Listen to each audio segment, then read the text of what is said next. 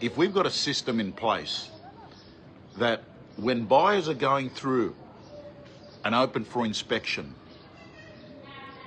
it's compulsory that real estate agents have to show the paperwork, i.e. the agency agreement. Hey Lisa, the agency agreement on what the agent has actually told the vendor. It will be the only way to actually have one conversation that is the same to the buyer and the seller. And that is, if you actually make it mandatory, where you turn around and say, this is what the vendor has been told. These are the comparables the vendor has been given. This is the agent's opinion on value, and be transparent. Have one story. Because if you talk about having trust in a system, it's about getting transparency. And not only that, it's going to mean that those commission breath agents that lie to actually get business, and you know the ones that go in and overprice it to get the listing, and then go in and underquote it to get buyer interest, and then use the sledgehammer to get that vendor down, and then use emotional bribes to get the buyer up, and then to have a deal put together.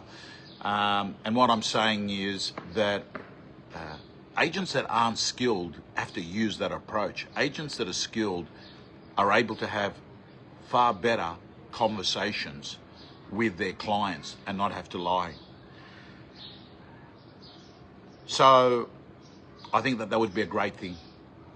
Hey John, nothing's in the fridge. By the way, everyone, I'm coming to you from Christchurch. Sorry, not from Christchurch, from Queenstown. I've just had the most beautiful 5-6 days here. Beautiful 5-6 days here. Thank you so much, Lisa.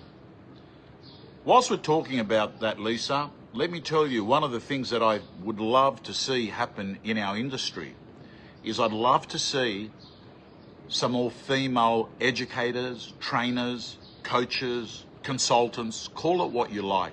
It would be really good, because there is an absolute shortage of good real estate trainers that can actually support the females in our industry.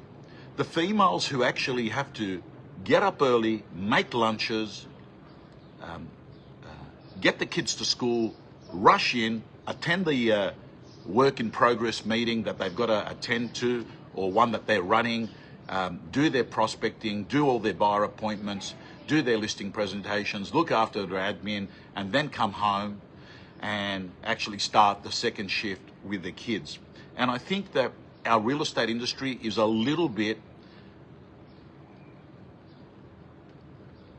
I've got to watch what I got to say, because I'm not going to criticize my colleagues in the training space, but I have to say to you, it is really difficult unless you've got children and unless you're doing both shifts, unless you're actually a mum or dad that's managing a real estate business or an EBU, managing your family, right?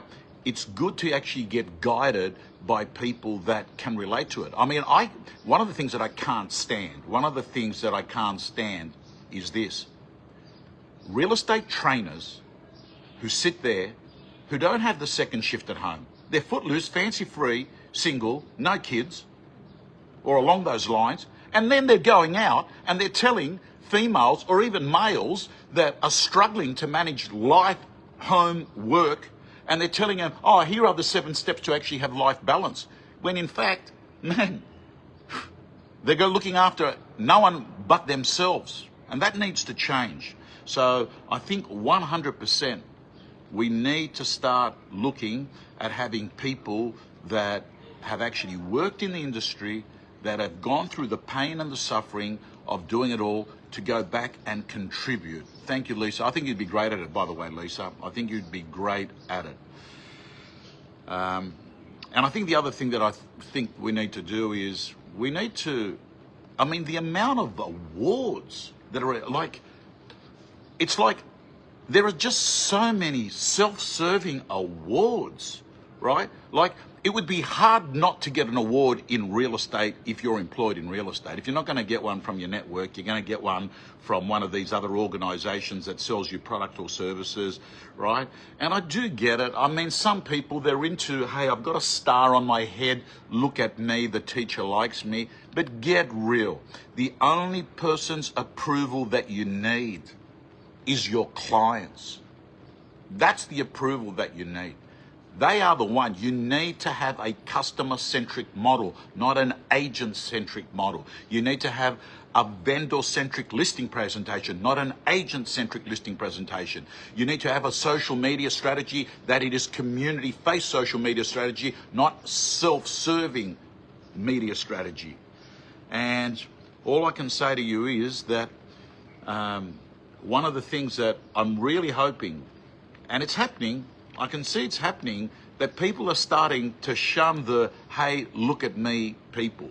Hey, and real estate, as I've said it to you before, this hashtag $1 million agent, hashtag I'm smashing it, hashtag, it doesn't happen in a lot of other industries. We do not have oncologists saying hashtag 7 chemo clients today, hashtag 4 stem cell transplants today. We don't have lawyers saying hashtag $1 million month, hashtag killing it, hashtag winning, right? So one of these things about real estate, and I still am not clear on why the need for affluence in this industry. I mean, is it overcompensating for deficiencies on the inside? Quite possibly. Next year, I think AI is going to be used by even non-tech agents. I've been spending a lot of time on AI on this week in New Zealand.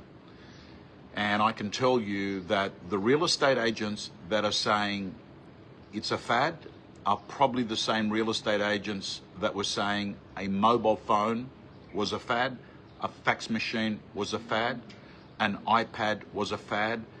Relax. It's not replacing us. It's not replacing us. But what it is purely a tool. It is a tool that will actually make you better. It is a tool that will make you more efficient. It is a tool that's going to help you personalize your communication to clients. That's what it's going to do.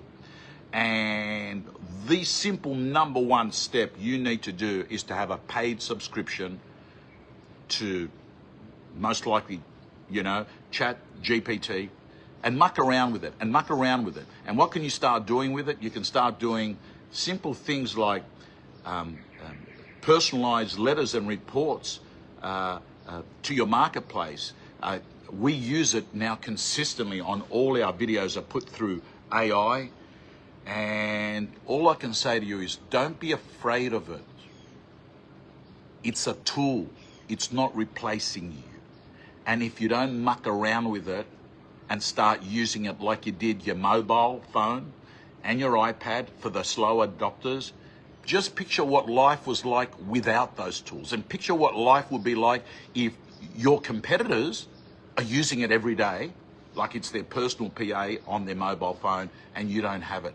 You have a disadvantage and you're giving them an unfair advantage. End of story.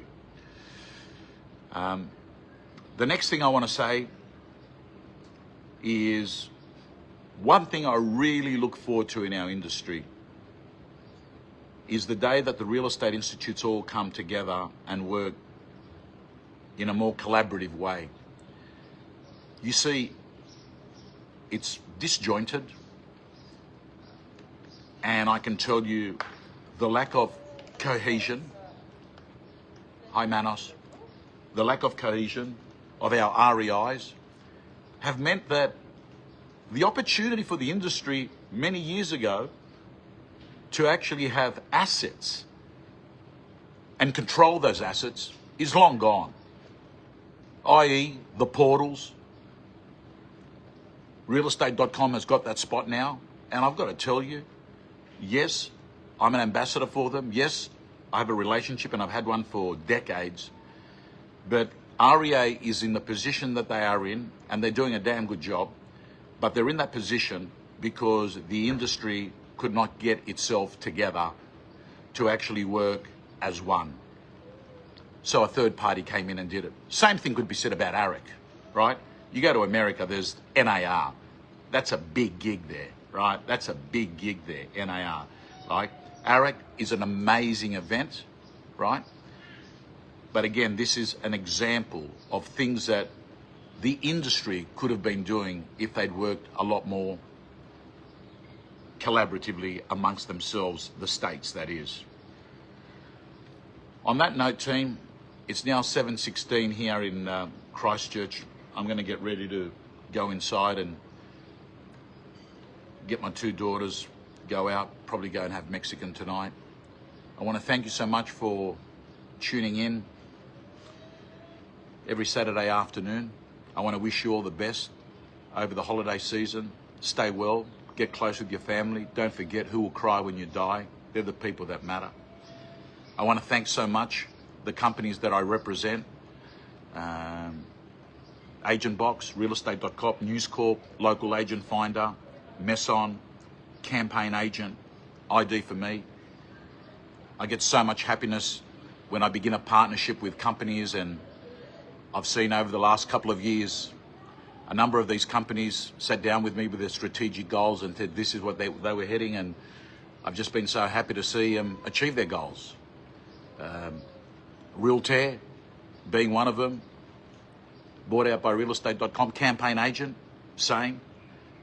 I had a relationship with Engage a year before that, and they got bought out by Fairfax, Domain, Channel 9. And it really does mean a lot to me to work very closely with these generally tech companies. I'm very, very picky. I mean, I get asked more. I mean, I know that I'm a real estate trainer and coach, but the audience I have means that I'm often sought out by these companies to aggregate the audience that I have, to expose them and get their products to be made aware of. And I never hide it. I actually say who they are. Hi, Richard. The team, on that note, I want to wish you all the best. Stay well, stay healthy, and I'll see you in the new year.